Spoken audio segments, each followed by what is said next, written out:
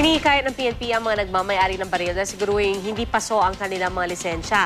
Mas mainam na umano magpa-renew ng lisensya sa lalong madaling panahon bagong election gun ban sa Enero. May ulat on the spot si Dano Tingkungko. Dano? Tiya, sa pinakahuling tala ng Firearms and Explosives Office ng PNP na higit kalahating milyon ang maituturing na loose firearms sa bansa.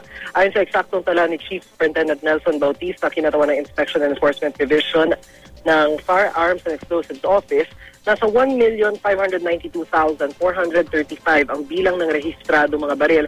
Ayon sa database ng FEO, habang 610,156 naman ang bilang ng mga unrenewed licenses.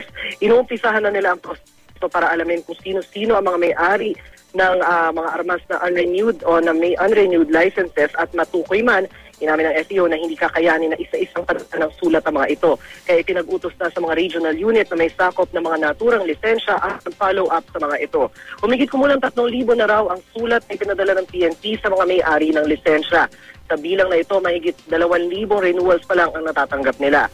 Sa bilang na ito, hindi pa matukoy sa ngayon ang breakdown ng bilang by region o kung ilan sa bilang ito ang pagmamayari ng politiko, private security, security agency o target shooters. Paalala ng PNP sa mga nagmamayari ng baril na paso ang lisensya, simula na raw ang proseso ng pag-renew ng lisensya bago ang election gun ban sa January 13, 2013 na magtatagal hanggang June 12. Sa ilalim ng election gun ban, tanging mga uniform police on duty lang ang maaaring magdala ng armas. Hindi pwedeng magdala ng baril ang mga civilian o police na off-duty o naka-duty pero naka-civilian clothes kahit pa may permit to carry ang armas nito. Yun muna latest mula rito sa Camp Crame. Balik sa Pia. Maraming salamat, Dano Tingkungko.